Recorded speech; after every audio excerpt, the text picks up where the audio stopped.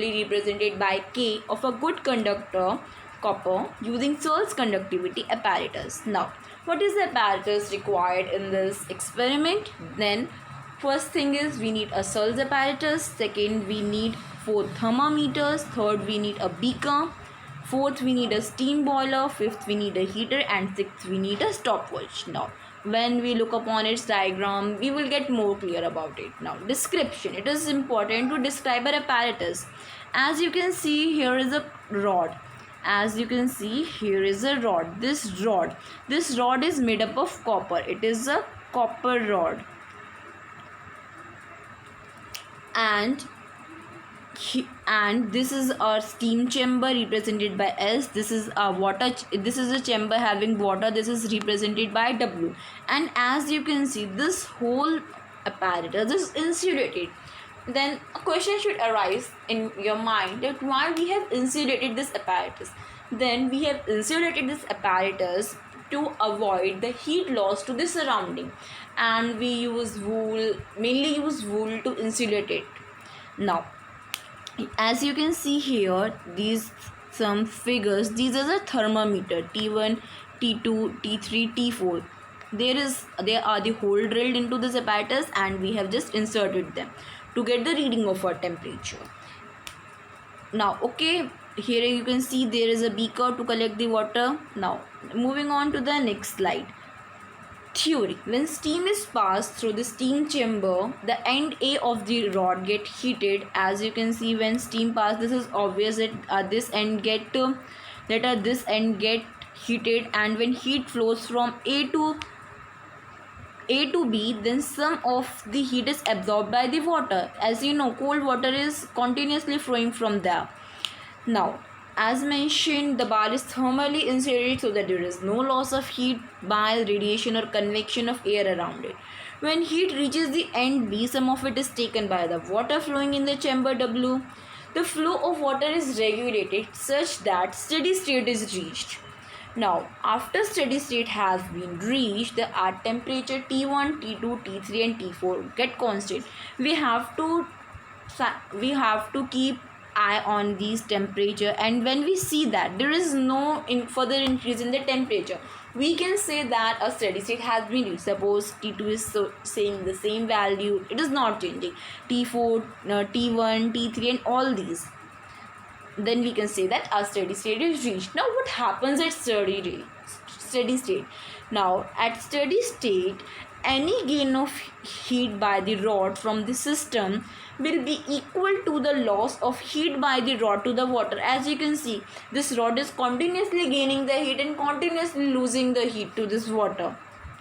At steady state, these two things become equal, and the temperature of every part of the remains constant. Now, what the formula we have used in this experiment, which we are going to use to determine a K equals to M is T4 minus T3 D divided by A T1 minus T2 T. This K is our coefficient of thermal conductivity. M is the mass of the water being collected in the beaker. S is the specific heat of the water. T4 minus T3. D is the distance between these two thermometers. As you can see, D is the distance between these two thermometers. A is the area of cross section of the rod, and T is the time in second, time for which we have collected the water in the beaker. Now, procedure. We insert the thermometer T1 and T2 into the holes in the rod. As you can see, there we have inserted our thermometers T1 and T2. Now, fill the steam generator S about half in water and start heating it. When we start heating it, the temperature in T1 and T2 start rising. This is obvious. Start the flow of cold water, and at the time we will start the flow of a cold water through the water chamber W. Also, we insert the two thermometer T3 and T4 as shown in the figure. Adjust the flow of water as mentioned. हम लोगों को water के flow को इस तरीके से adjust करना है कि काफ़ी सारा पानी नहीं बाहर आना चाहिए. The water should come out as a trickle, मतलब उसकी छोटी बूंद आनी चाहिए, वो यूनिफॉर्मली बाहर आना चाहिए. The temperature T4 also starts rising. Now wait till the temperature have become stationary, mean the thermometer T1, T2, T3 all will be showing a same value, a constant value. This when this happens, it means that a steady state has been reached. Now we collect the water flowing out of W in 10 minutes. For 10 minutes we will collect it in a clean and dry beaker and measure its volume with graduated cylinder. Graduated cylinder means we have cylinder which having readings, so that we can measure the volume of the water. Repeat the observations 3 times. Change the rate of flow of water and get other sets of reading. Suppose हम लोगों ने पहले वो 300 millilitre पर second पे set करके रखा, वैसे और 1 मिलीमीटर में 1 ग्राम होता है, तो हम इसे 300 ग्राम पर सेकेंड भी कह सकते हैं. तो हम लोगों ने दूसरे में कर लिया 310 ग्राम पर सेकेंड. इस तरीके से हमें वो अलग अलग रेट पे हम लोग देखेंगे, फिर उसका मीन लेके हम लोग के की वैल्यू निकाल लेंगे. We also have to measure the diameter of the rod AB with vernier calipers and also the distance D between the two thermometers as mentioned. This distance D between these two thermometers. Now what observations we have to take as mentioned in the procedure? We have to take we have to just take the distance between these two thermometers T1 and T2. We have to take T1, T3, T4, T4 minus T3, this their difference, and we have to take the value of T1 and T2 at steady state. Okay, are you getting my point? And we to measure the area of the copper rod, we use vernier calipers. Firstly we determine its diameter with the help of the vernier calipers, and after that we can easily determine the area A of the rod, and at last we take the mean of all these value of the K.